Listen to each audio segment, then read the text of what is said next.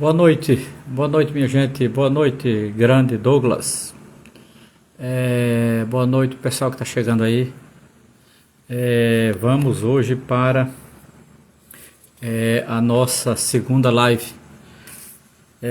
sobre a memória de 1964, né? Esse ano, 2024, são 60 anos do golpe militar civil desse país, né? E eu decidi agora em janeiro fazer algumas lives, e uma delas é sobre a Igreja Católica Romana do Brasil e a sua relação com o golpe militar, né, o apoio ao golpe, a mudança, etc. E tal. Então eu queria iniciar com isso, né? Boa noite a todos e todas, boa noite, muito bem, todo o apoio ao Padre Júlio, bem lembrado meu amigo, bem lembrado mesmo, né? O Padre Júlio Lancelotti vem sofrendo uma campanha de perseguição da extrema-direita paulista, abuletada no parlamento, né, na Câmara de Vereadores, e uma perseguição pelo trabalho dele junto aos mais pobres, às pessoas em situação de rua. Hoje eu assinei inclusive uma nota de apoio ao Padre Júlio, né? Então, todo apoio ao Padre Júlio Lancelotti, como foi bem dito aqui. Muito bem, minha gente. Boa noite, o som tá bom, estão escutando bem. Veja, hoje nós vamos entrar no segundo momento da nossa live. O projeto dessas lives, boa noite. O projeto dessas lives, eles serão, na verdade, nós vamos ter... São 3 lives, né, o projeto inicial. A primeira foi ontem, em que nós discutimos como e por que a Igreja Católica Romana apoiou o golpe de 64.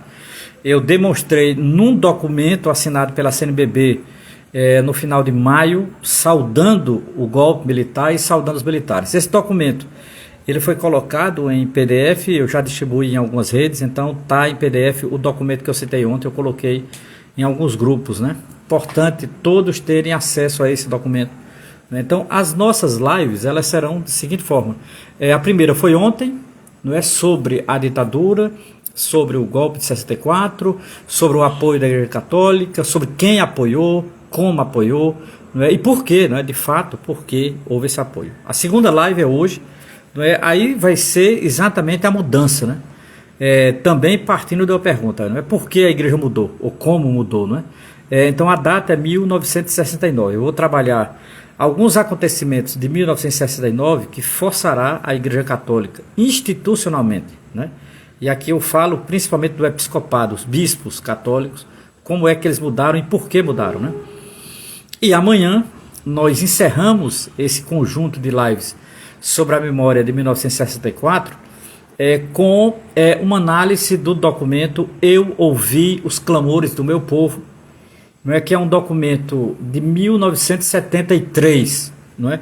Um documento do episcopado nordestino e do norte, em que eles fazem uma crítica que eu considero ser a crítica mais radical da parte da igreja, não é, a política econômica da ditadura. O que não é comum na igreja fazer isso, tá certo? Então hoje a nossa live ela vai ser sobre a forma como a Igreja Católica deixou de apoiar os militares, né? Como ela deixou de apoiar os militares e por que, na verdade, né? Não só como, mas por que deixou de apoiar os militares. Isso é muito importante, né? Sabermos não só o que aconteceu, mas também o porquê do acontecimento, né? Como, né, a Igreja deixou de apoiar a ditadura a partir de 1969. Nós temos acontecimentos externos e acontecimentos internos à igreja, né? Como sempre eu gosto de fazer, eu diria que até mania de professor, eu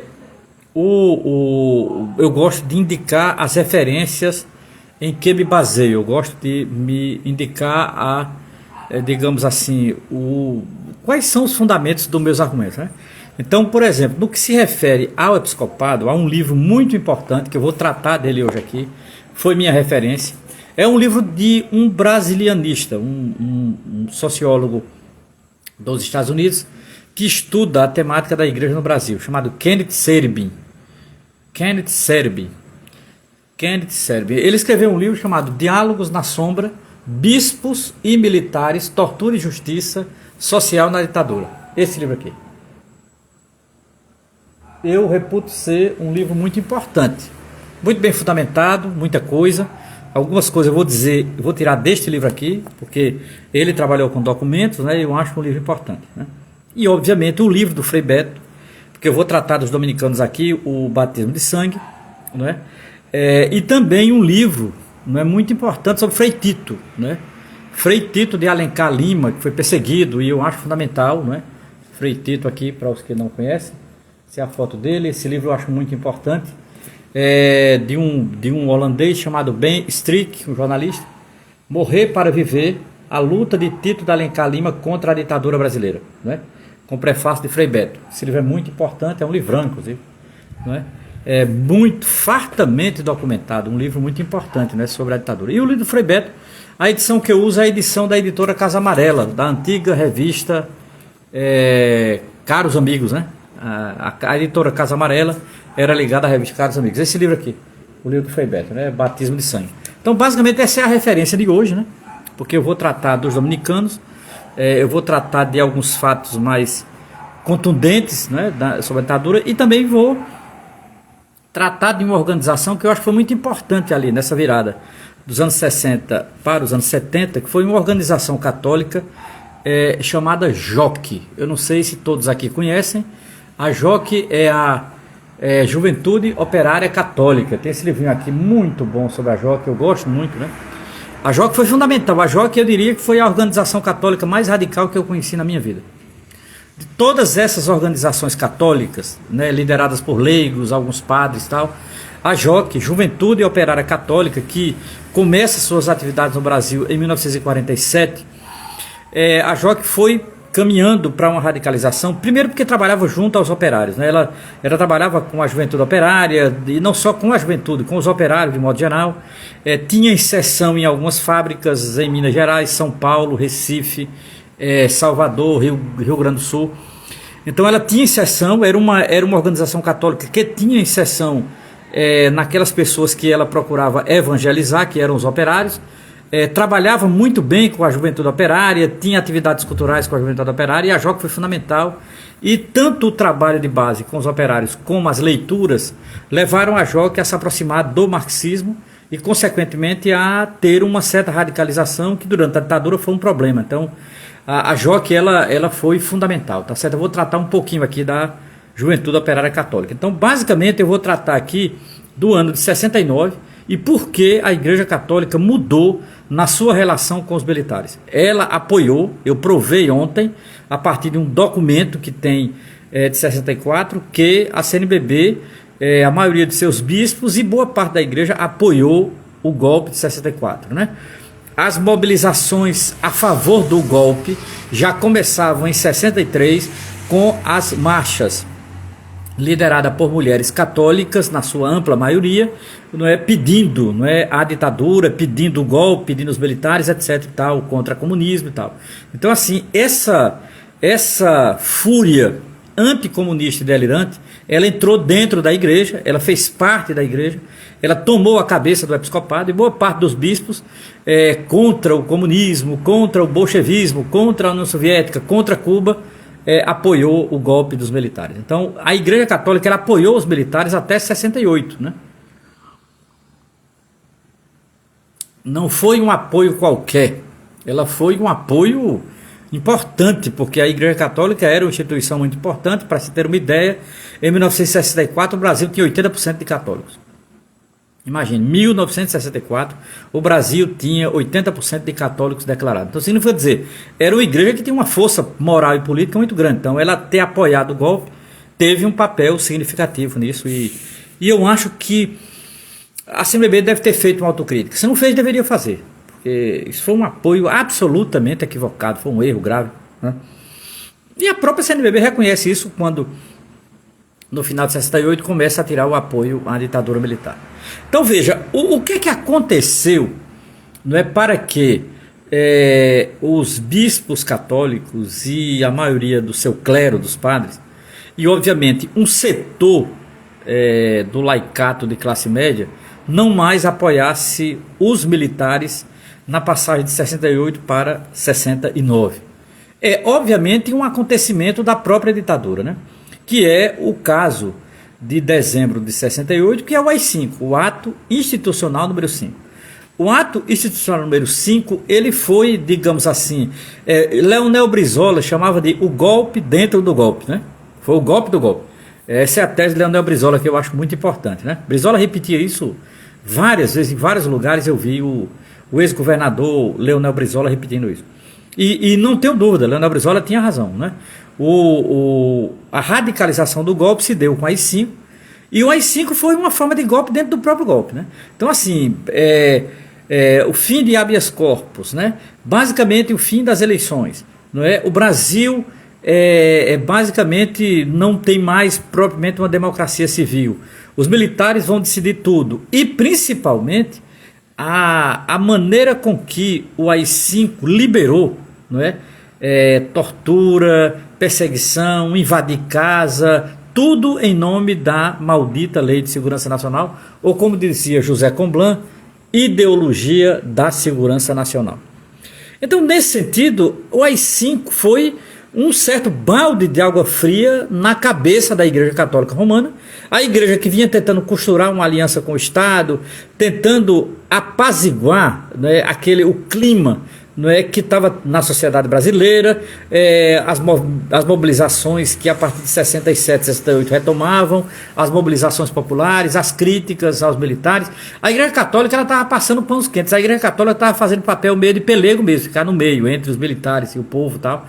Então ela vinha negociando, inclusive segundo o sociólogo americano Kenneth Serbin, no livro Diálogos na Sombra, Bispos e Militares, Tortura e Justiça Social no Brasil, esse livro aqui, ó.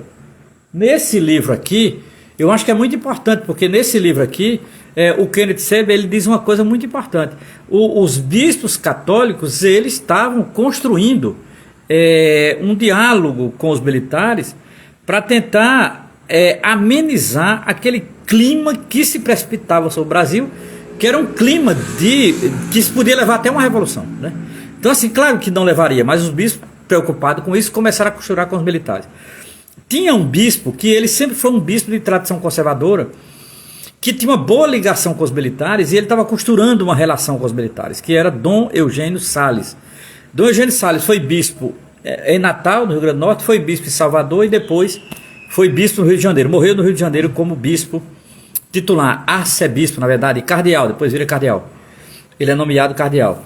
Então ele estava negociando com os militares, ele era a pessoa mais querida dos militares, né? E ao mesmo tempo ele negociava também com a CNBB, ele era meio o elo de ligação entre a CNBB e os militares, e principalmente porque os militares estavam insatisfeitos com alguns bispos, né? Em particular Dom Helder Câmara. Então em 68, com o AI-5, o próprio Dom Eugênio Salles se sentiu traído, porque o AI-5 pegou ele, inclusive de surpresa. Ele tinha uma negociação com o general, que era um general muito importante dos anos 60, chamado General Muricy. Ele tinha uma ligação muito forte com o General Muricy. Boa noite aos que estão chegando aqui. O General Muricy. O General Muricy era o elo de ligação entre os militares e o cardeal Eugênio Salles. E Eugênio Salles era o elo de ligação entre os militares e a CNBB. Né? E eles tentavam, de certa forma, fazer uma negociação, né? E só que o próprio Eugênio Salles foi traído pelos militares em 68 quando veio o AI-5. Ele não esperava o AI-5. Porque ele era um militar, ele era um bispo conservador, mas Dom Eugênio não era burro, Dom Eugênio era muito inteligente, Dom Eugênio era um estrategista, Dom Eugênio escrevia muito bem e ele sabia o que estava acontecendo. Então ele percebeu que foi traído e ficou muito magoado com os militares, e obviamente o AI-5 reforçou as teses de uma outra liderança da igreja que começava a se projetar no Brasil e no mundo. Então o Brasil ali, entre 1964 e 1968, o Brasil foi construindo duas grandes lideranças da igreja no Brasil, enquanto bispos, duas grandes lideranças.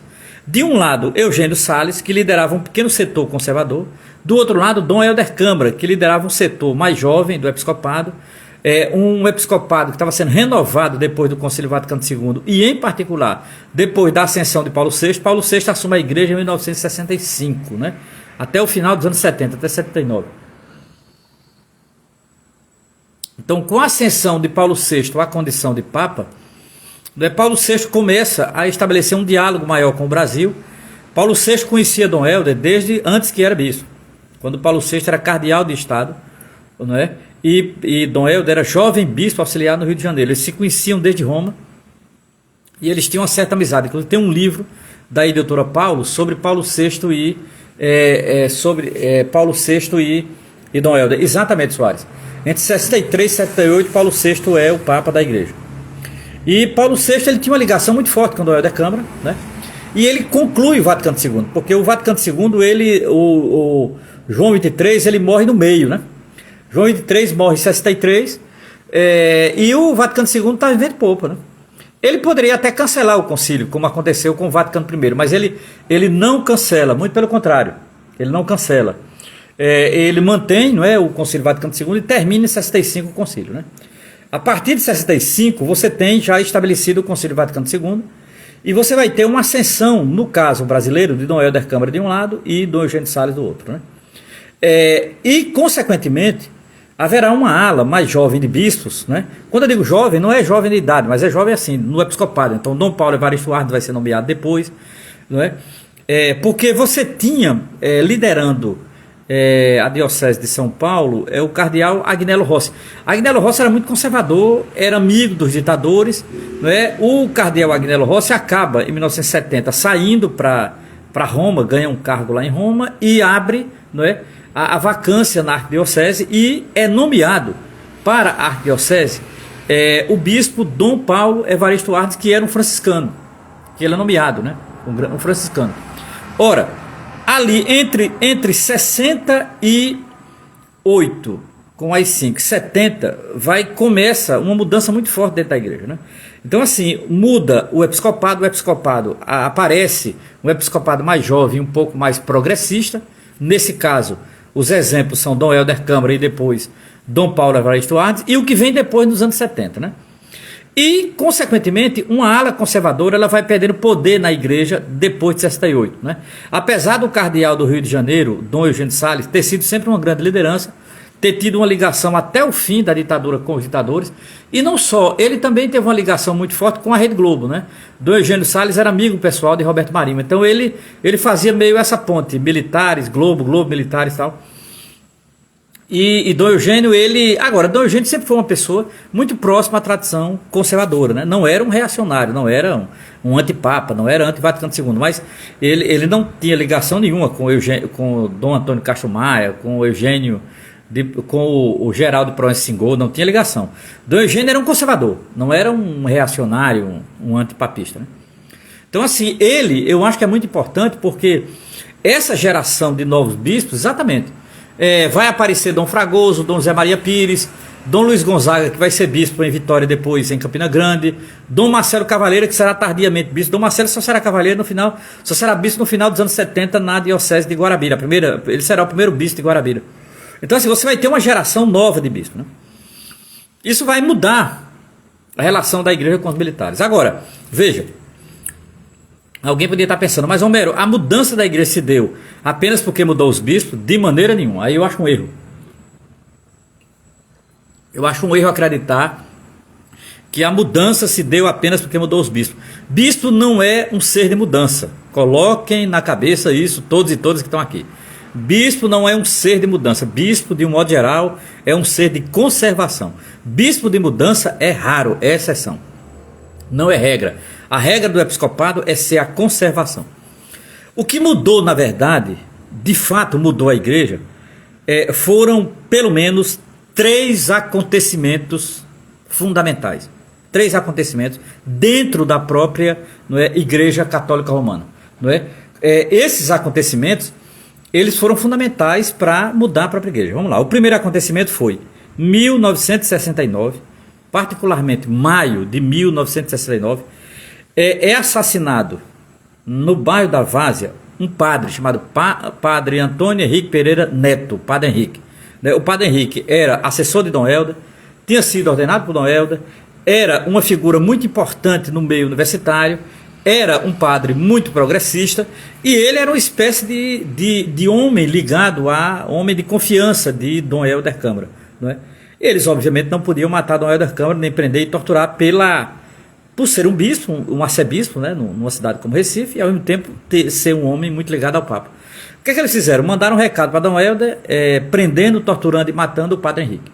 Então, o assassinato do Padre Henrique ele foi fundamental, porque ao matarem o Padre Henrique, da maneira como mataram, torturaram barbaramente, jogaram o corpo no meio do mato, e consequentemente isso criou uma revolta na igreja, porque houve uma comoção, tanto já no Recife, não é? O enterro do Padre Henrique foi acompanhado por milhares de pessoas no silêncio tumular, né? Um silêncio tumular, o enterro do Padre Henrique, ainda mesmo em maio de 69, e isso criou uma situação de alto constrangimento entre a cúpula militar e a igreja, e a cúpula da Igreja Católica. A cúpula da Igreja Católica se afastou da cúpula dos militares. Então aqueles diálogos que Dom Eugênio vinha fazendo, aqueles diálogos que vinha desde 64, aqueles diálogos que não levavam a nada, mas fazia com que militar e bispo sentassem juntos, eles encerraram em 1969. Porque com o assassinato do Padre Henrique, a maneira com que ele foi assassinado, foi terrível. Então a igreja foi. Mas teve um outro acontecimento agora em São Paulo, no final do ano. Em São Paulo, no mesmo ano, 1969, que foi a prisão, a tortura e o estupro da irmã Maurina Borges, na cidade de Ribeirão Preto. Essa freira, ela coordenava uma casa de acolhimento a meninas pobres, chamada La Santana, na cidade de Ribeirão Preto. Ela estava lá em Ribeirão Preto já fazia alguns anos, era conhecida em Ribeirão Preto, era uma irmã que trabalhava em meninas em situação de rua, em situação de pobreza, gravidez na adolescência e tal, ela era uma irmã de caridade, e essa irmã não tinha nada a ver com guerrilha, com nada, mas obviamente no La Santana alguns funcionários eram ligados à Marighella, eram ligados à chamada Aliança Libertadora Nacional. Então tinham ligações com guerrilheiros, a luta política, a resistência à ditadura. Um deles, inclusive, morou em João Pessoa e eu conheci, Vanderlei Cash. Vanderlei Cash trabalhava em Ribeirão Preto, era de Ribeirão Preto, era um jovem advogado, fazia direito e entrou na militância. Ele tinha sido do Movimento Estudantil, tinha sido do PCB e depois rompeu com o PCB e estava ligado à Marighella. Ele foi da Aliança Libertadora Nacional, da ALN. E Vanderlei Cash, ele morou em João Pessoa. Eu conheci Vanderlei Cash. Vanderlei Cash foi advogado. Vanderlei Cash fundou o Centro de Defesa de Direitos Humanos da Arquidiocese da Paraíba a convite de Dom José Maria Pires. Ele chegou na Paraíba no final dos anos 70, inclusive para fugir da ditadura, né? Então Vanderlei ficou muito tempo lá na Paraíba, né? Ele foi embora e quando ele foi embora, ele doou a casa dele para ser a secretaria do MST. Hoje, a secretaria do MST na Paraíba, na capital João Pessoa, era na antiga casa de Vanderlei Cash, o advogado, que foi do Centro de Defesa de Direitos Humanos, Margarida Maria Alves, da Arquidiocese da Paraíba, na época de Dom José Maria Pires. Então, Vanderlei Cash fazia parte desse movimento lá em Ribeirão Preto, né? Essa freira foi confundida com a guerrilheira, ela foi presa, foi interrogada, foi torturada, ela foi estuprada, inclusive. Ela foi estuprada e isso feriu demais a igreja. Para vocês terem uma ideia, os delegados que prenderam a irmã e torturaram ela foram excomungados pelo bispo. O bispo local, que eu não lembro o nome dele, era um bispo franciscano, inclusive. Acho que era Dom Felício o nome dele. Esse bispo excomungou os dois padres, os dois delegados. E a excomunhão dos delegados, na verdade, foi uma excomunhão simbólica, porque essa gente não é católico nada, né? Essa gente, torturador não é católico, né? Torturador digamos assim, como diz o ditado, tem parte com o demônio. Então, nesse sentido, a excomunhão foi simbólica, para dizer que eram solidários à irmã, que a igreja estava atenta ao caso da irmã, mas é o seguinte, estupro não volta atrás, né? A irmã foi estuprada, inclusive, Até hoje ronda uma notícia de que ela poderia ter engravidado no estupro, né? O que não se sabe, quando ela foi solta, ela não voltou mais para Ribeirão. Ela na verdade saiu num sequestro do embaixador e ela foi para o México, direto para o México. Ela ficou no México até os anos 80, depois ela volta para o Brasil, mas não volta mais para Ribeirão Preto, né? E ela falece no Brasil. A Madre Maurina, ela ficou boa parte do tempo da ditadura lá no México, ela só voltou quando a ditadura caiu, né? Quando basicamente acabou a ditadura. Ou já estava no final da ditadura. Então, a pena, essa mulher sofreu muito, né? Você imagina uma freira, né? Uma religiosa séria, uma religiosa comprometida com a sua fé e a sua causa, ser presa injustamente e ainda por cima ser estuprada, é uma coisa absurda, minha gente. É uma coisa profundamente absurda. É como disse aqui o meu amigo Soares, é uma página dolorosa, sem dúvida nenhuma, uma página dolorosa, foi triste. Agora, isso mudou a igreja. Isso mudou completamente, aí azedou de vez as relações com os militares. Ora, o assassinato do Padre Henrique, a prisão e a tortura e o estupro da Madre Maurina, né? E terceiro, a militância dos dominicanos. Então você junta os dominicanos, você junta a Madre Maurina, você junta o Padre Henrique, e aí a igreja muda de vez. Quem são esses dominicanos? Eu cito alguns, por exemplo, Frei Beto, né? Na época, né? Jovem e jornalista, Frei Beto, Frei Tito, que era o mais conhecido, Frei Fernando, Frei Ivo Lebopin, Frei Roberto Romano. Esses freis, eles tinham uma militância muito grande, porque eles tinham vindo do movimento estudantil, né? Esses freis tinham vindo do movimento estudantil, e eu acho que é muito importante, vinham do movimento estudantil, todos estudaram na USP ou na PUC de São Paulo. Eles eram frades dominicanos, não eram padres, eles eram frades, né? E eles tinham uma militância no meio juvenil e eram leitores, escreviam para jornal, liam muito e obviamente liam, né, obras de Marx, do marxismo e tal.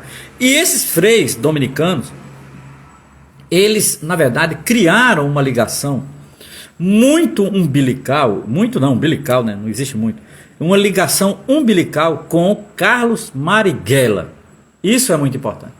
Com Carlos Marighella. E aí eu acho que isso é fundamental. A ligação com Carlos Marighella, ela faz com que os dominicanos se tornem muito mais politizados. Marighella havia rompido com o PCB, Marighella havia optado pela luta armada, Marighella tinha participado de um congresso em Cuba, né, e tinha conversado com grandes lideranças cubanas que fizeram a revolução em janeiro de 59.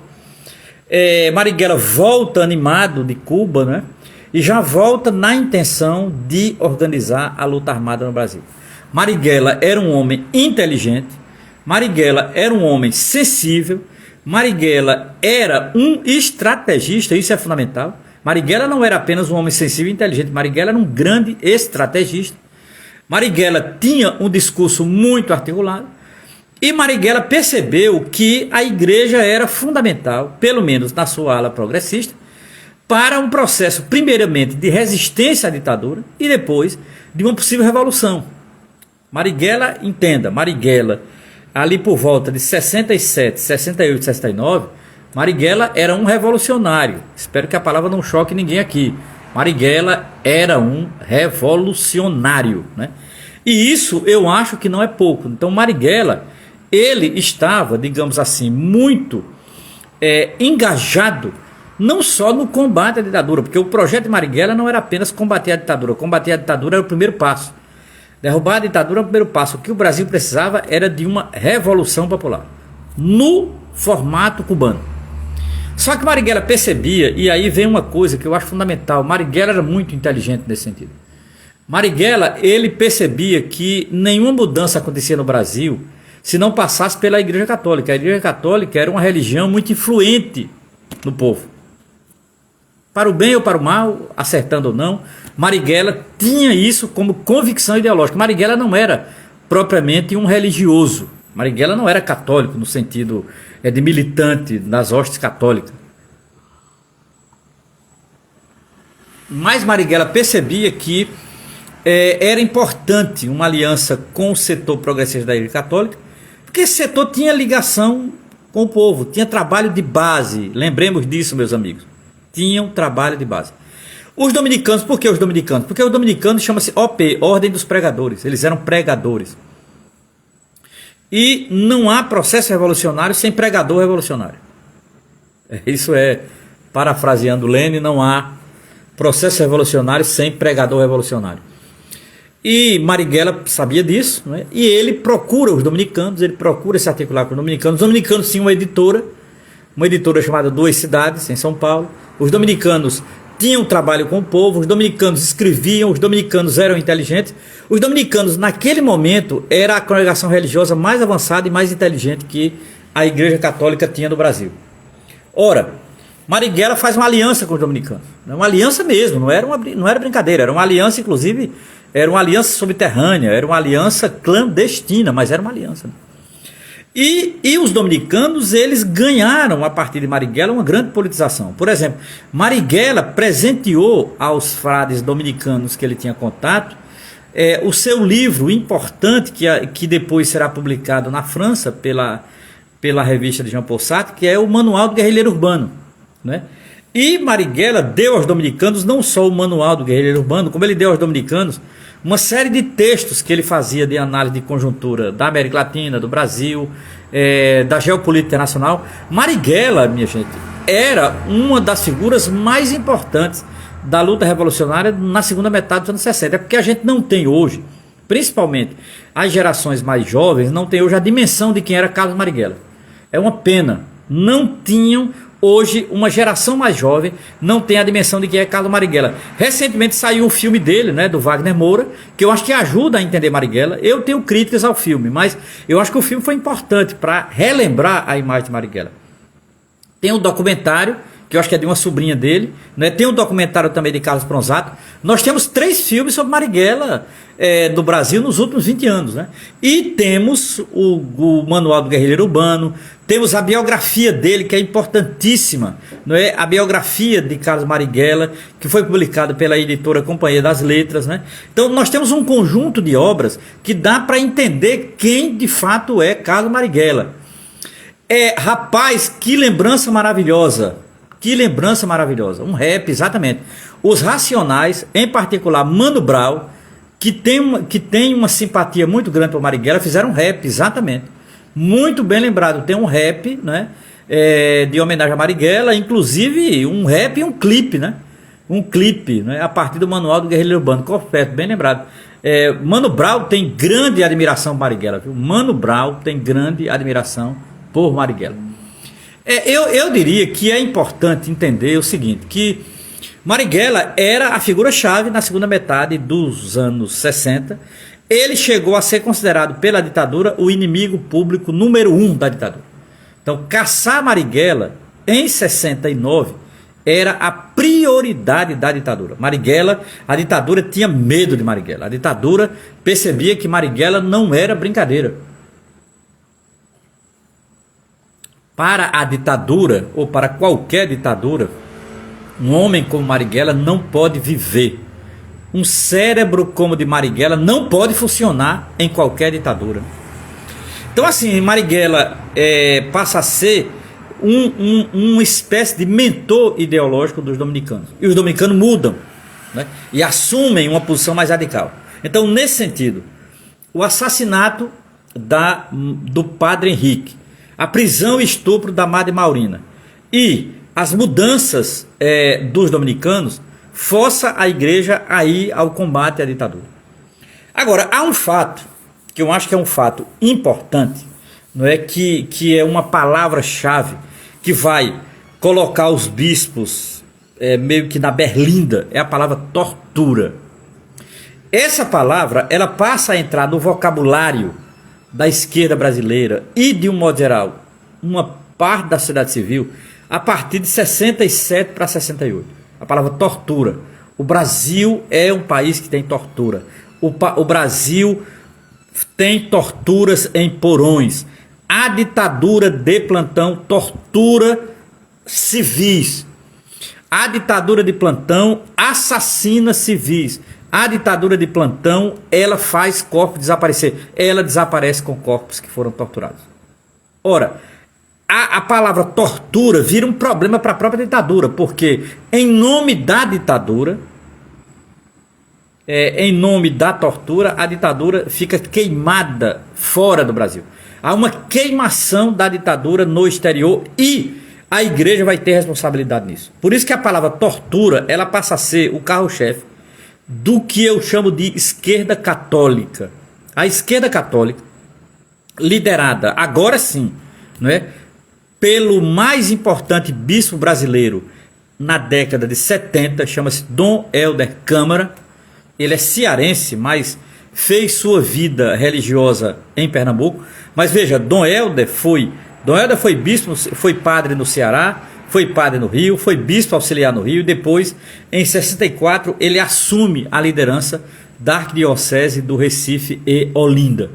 Dom Helder Câmara, a partir de 69, passa a ser a principal liderança da igreja no mundo. Por quê? Porque Dom Helder viaja muito. Dom Helder falava francês, falava inglês. Dom Helder tinha uma ligação muito forte com o Papa Paulo VI. Dom Helder viaja para o Japão, para a África, para a Europa, para os Estados Unidos. Dom Helder se torna amigo de grandes lideranças e intelectuais do mundo. Por exemplo, Dom Helder é amigo do grande cineasta Roberto Rossellini, não é? Um dos maiores cineastas do mundo, que era Roberto Rossellini, o grande mentor do chamado neorrealismo italiano no cinema, era amigo pessoal de Dom Helder.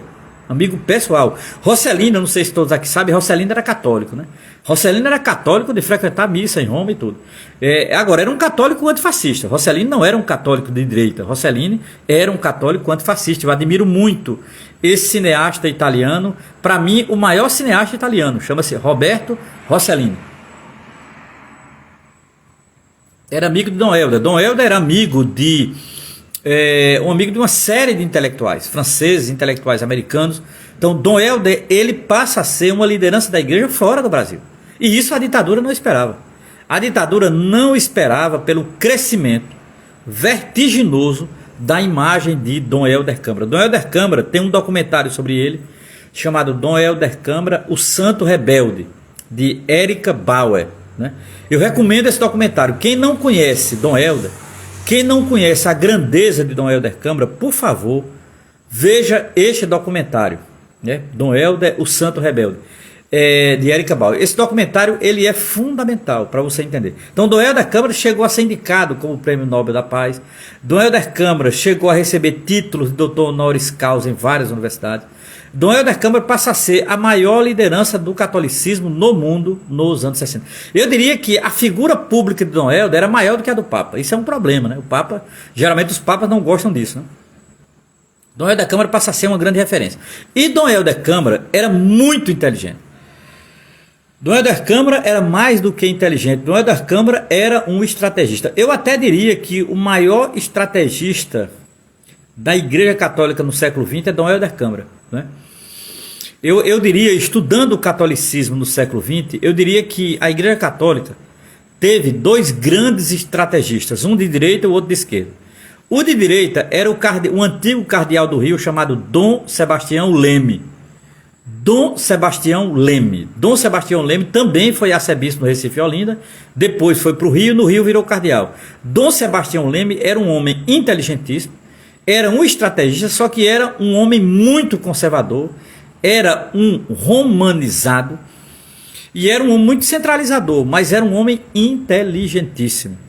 Reconfigurou a face da igreja no Brasil até os anos 40. Dom Sebastião Leme. O outro, para mim, um dos mais inteligentes estrategistas bispos do Brasil é Dom Helder Câmara. Então, Dom Helder à esquerda, Dom Sebastião Leme à direita, e a Igreja Católica teve dois grandes estrategistas no século XX. Dom Helder Câmara, a partir dos anos 60, principalmente a segunda metade dos anos 60 e toda a década de 70, é a maior liderança católica no Brasil, na América Latina e no mundo. Dom Helder Câmara era queridíssimo no mundo, era recebido de braços abertos no mundo, e era um homem que a sua palavra tinha um peso muito grande. E a ditadura tinha medo de Dom Helder. A ditadura perseguiu Dom Helder, a ditadura silenciou Dom Helder, a ditadura tentou fazer tudo com Dom Helder Câmara, tudo que pôde. Dom Helder não podia aparecer em jornal, Dom Helder não podia aparecer em rádio, Dom Helder não podia aparecer em televisão jamais, né? Dom Helder era um homem inteligentíssimo e um homem muito sagaz, né? Um homem muito preparado, um homem que tinha ideias, que pensava grande. Eu até diria que Dom Helder Câmara faz parte dos grandes pensadores do Brasil.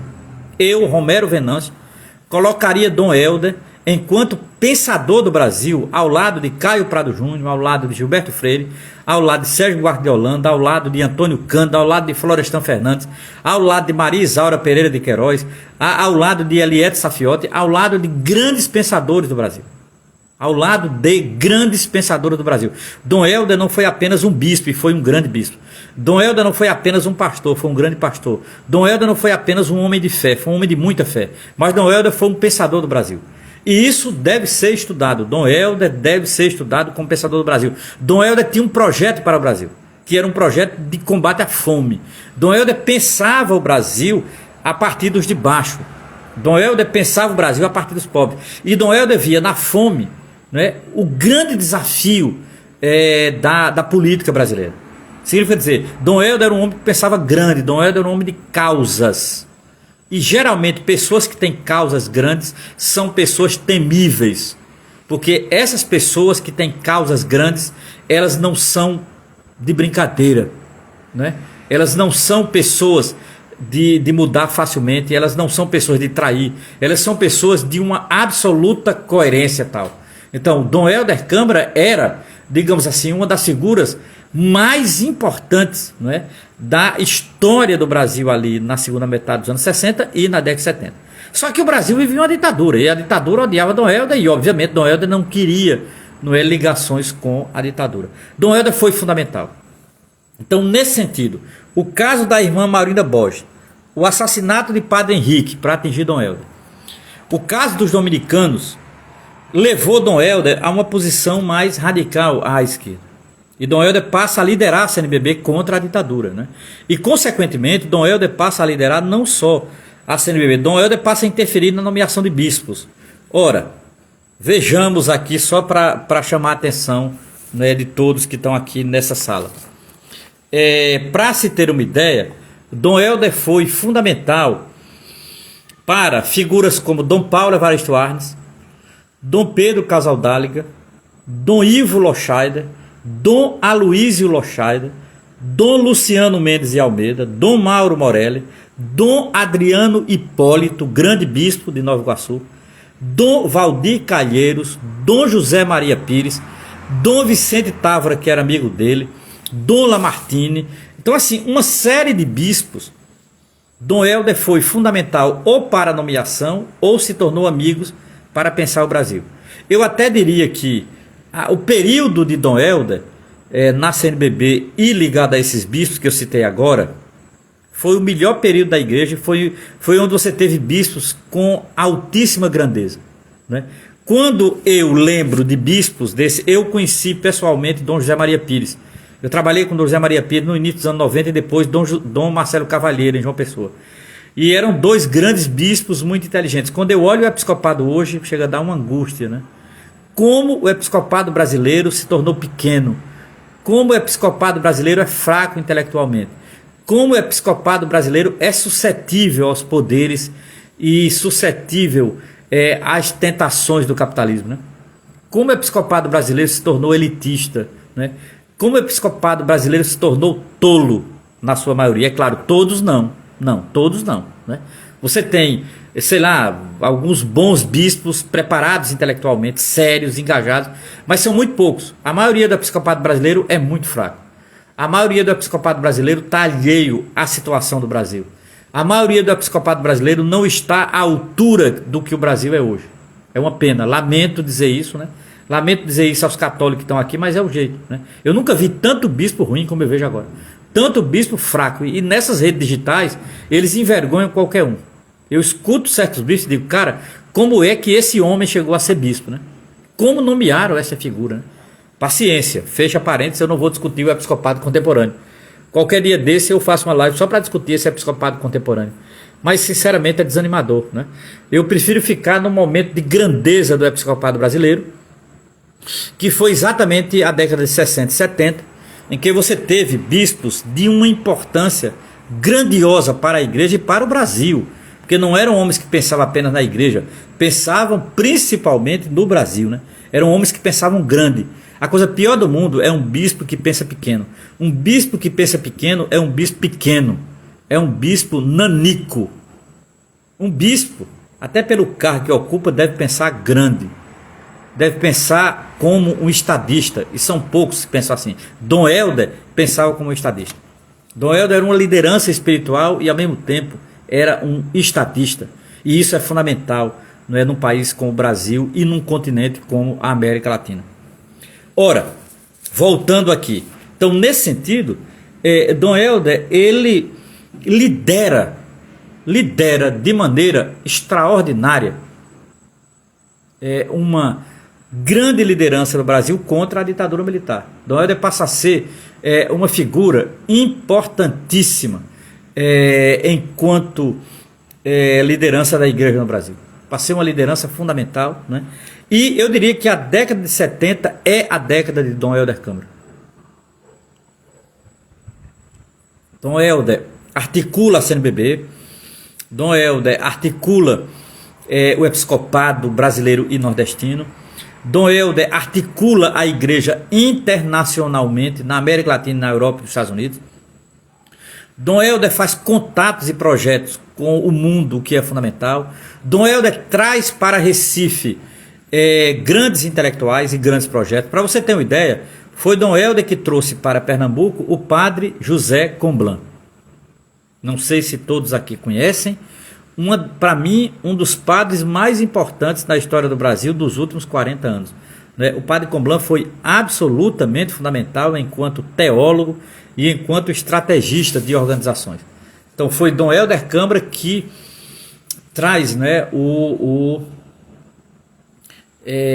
traz padre Comblan para o Brasil e para trabalhar em Pernambuco, depois na Paraíba, criar organizações missionárias, teologia da enxada, educação popular, figura fundamental o padre José Comblan. Então veja, Dom Helder é a década de Dom Helder, e a década de 70 será a década em que a igreja, a partir da CNBB, se tornará uma espécie de resistência à ditadura, né? A CNBB se torna inimiga da ditadura nos anos 70, né? A CNBB começa a criar as campanhas da fraternidade, que já vinha desde os anos 60, mas nos anos 70 as campanhas da fraternidade se tornam sociais, né? Com a mudança na CNBB, muda-se também a famosa campanha da fraternidade, né? As campanhas da fraternidade passam a ter temas sociais fundamentais. Muda-se as pastorais sociais. As pastorais sociais começam a criticar a política econômica da ditadura, começa a criticar o empobrecimento do país, começa a fazer críticas à condição dos mais pobres e começa a ser uma voz de denúncia, porque a Rede Globo era aliada da ditadura, os jornais eram aliados da ditadura e não tinham canais livres para denunciar os horrores que o Brasil vivia. O Brasil começava a entrar numa escalada inflacionária, o Brasil começava a ter um desemprego estrutural, o Brasil começava a crescer o número de violência, o Brasil começava a empobrecer assustadoramente. O Brasil começa a empobrecer vertiginosamente nos anos 60, nos anos 70 com a política dos militares. E ninguém denunciava isso, só a igreja. Ninguém tinha voz para denunciar isso, só a Igreja Católica Romana. E ela denunciou, né? A partir das pastorais sociais, né? A partir dos seus documentos de análise de conjuntura. Olha, os documentos da CNBB, a partir de 73 até os anos 80, os documentos anuais de análise de conjuntura era o que tinha de melhor em termos de produção intelectual no Brasil, vindo de uma instituição. Nenhuma instituição produzia uma análise de conjuntura tão boa e tão profunda como a CNBB. A CNBB ganhou protagonismo por causa de quem? De Dom Helder Câmara.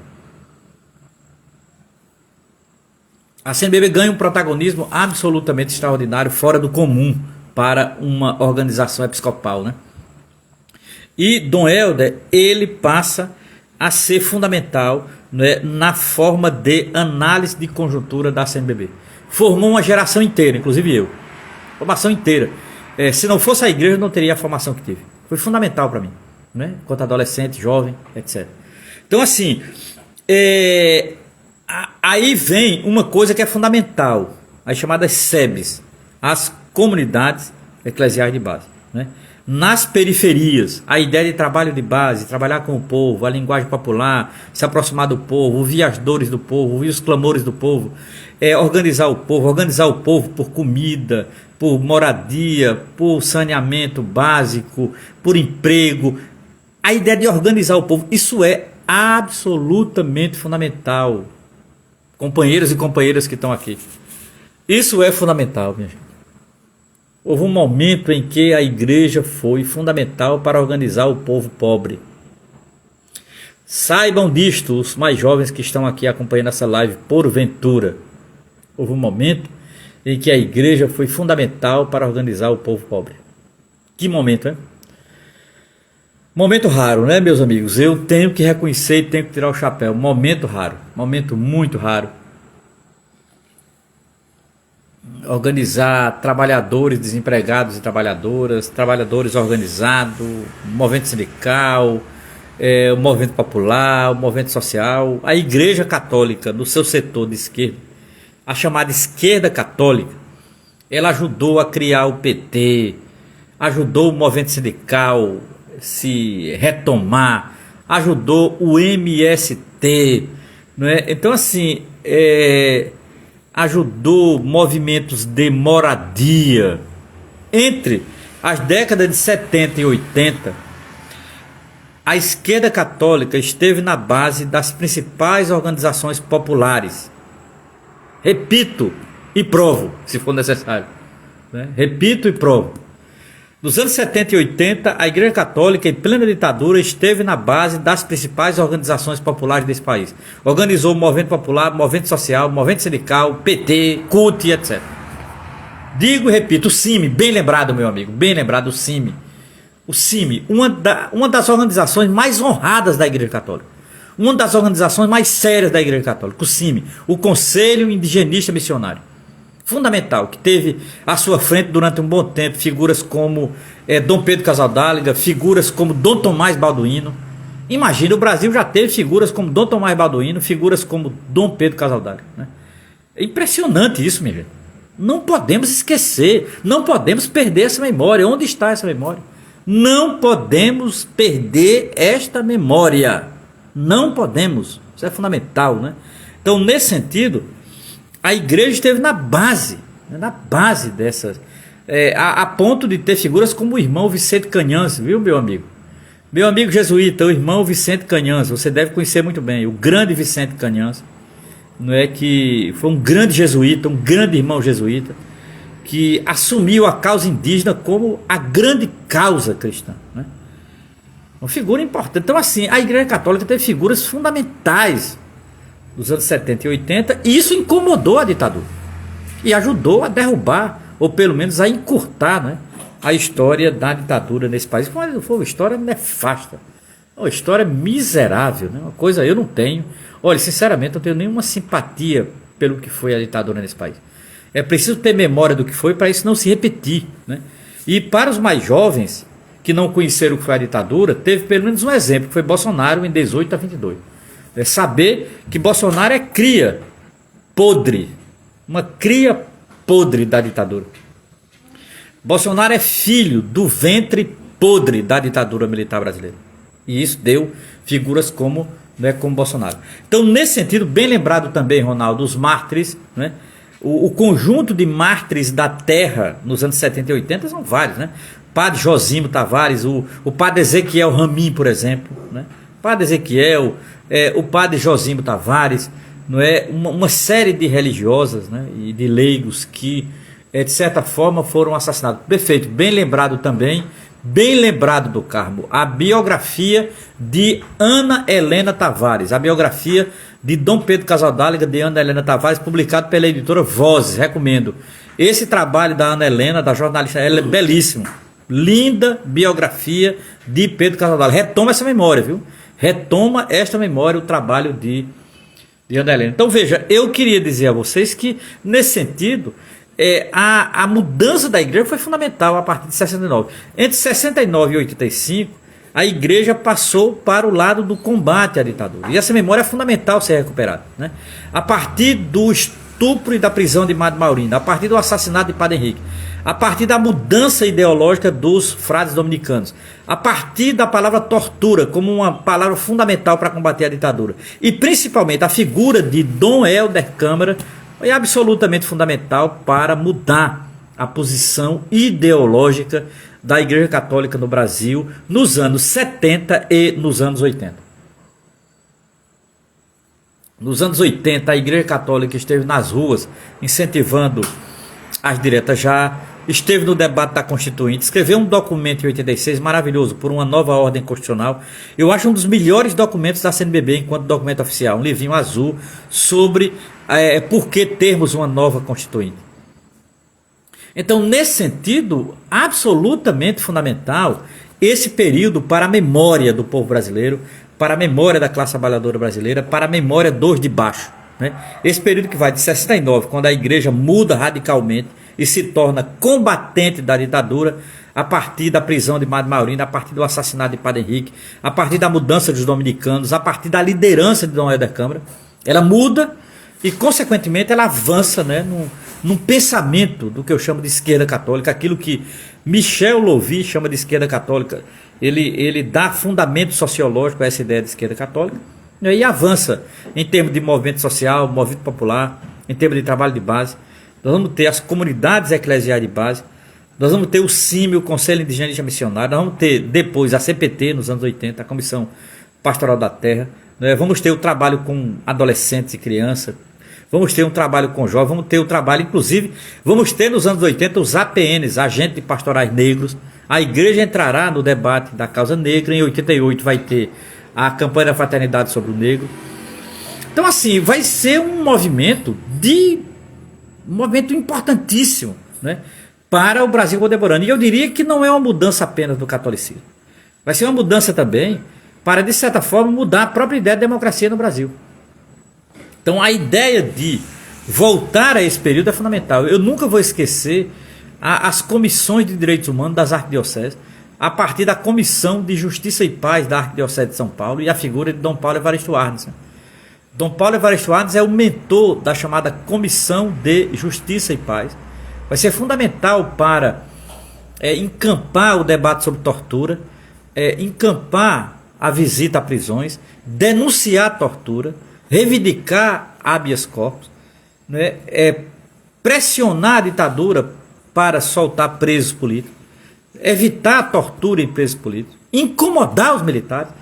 Esse era o papel das comissões de Justiça e Paz ou Comissão de Direitos Humanos da Arquidiocese. Eu acompanhei de perto a Comissão de Direitos Humanos da Arquidiocese da Paraíba, criada por Vanderlei Cash e Dom José Maria Pires, que depois se tornou Comissão de Direitos Humanos Margarida Maria Alves da Arquidiocese da Paraíba. Então, nesse sentido, né, minha gente, eu diria que foi uma experiência fundamental, né?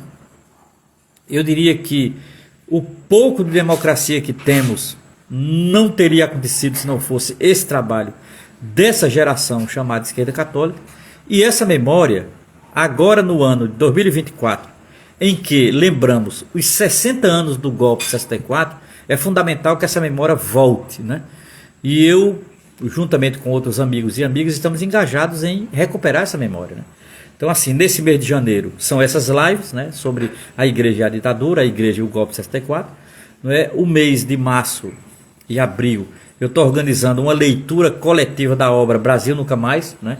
Agora em 2 momentos de março e em abril nós vamos ler essa obra aqui coletivamente, vamos fazer uma leitura coletiva da obra Brasil Nunca Mais, um dos melhores trabalhos da Igreja Católica nos anos 80. Isso aqui é um trabalho da Igreja Católica, da esquerda católica, né?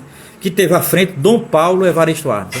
É a primeira denúncia comprovada de tortura, sistematizada, fundamentada e documentada. Esse livro precisa ser relido e lido. Esse livro não pode ser jamais esquecido. O livro Brasil Nunca Mais, o projeto Brasil Nunca Mais não pode ser esquecido, né? Fundamental para a memória desse país. Então, nesse sentido, nós vamos, de fato, fazer isso agora em março, abril, né? E essas lives que eu fiz desse mês de janeiro, agora termina amanhã. Amanhã nós vamos ter o terceiro encontro. O primeiro encontro foi para discutir por que a igreja apoiou o golpe. O segundo encontro foi para dizer por que e como a igreja mudou, como ela passou a combater a ditadura. E amanhã eu vou fazer uma análise de um documento produzido por um grupo de bispos do Nordeste, ajudados e assessorados pelo padre José Comblan, um documento chamado Eu Ouvi os Clamores do Meu Povo, de 1973. Será o tema da live de amanhã. No mais, eu agradeço a todos e todas a presença dos que estiveram aqui, né? Desejo a todos uma boa noite e amanhã, às 20 horas, nós estaremos aqui para encerrar essas lives sobre a memória de 1964 e as relações do catolicismo romano com a ditadura. Grande abraço, boa noite a todos e todas e até amanhã.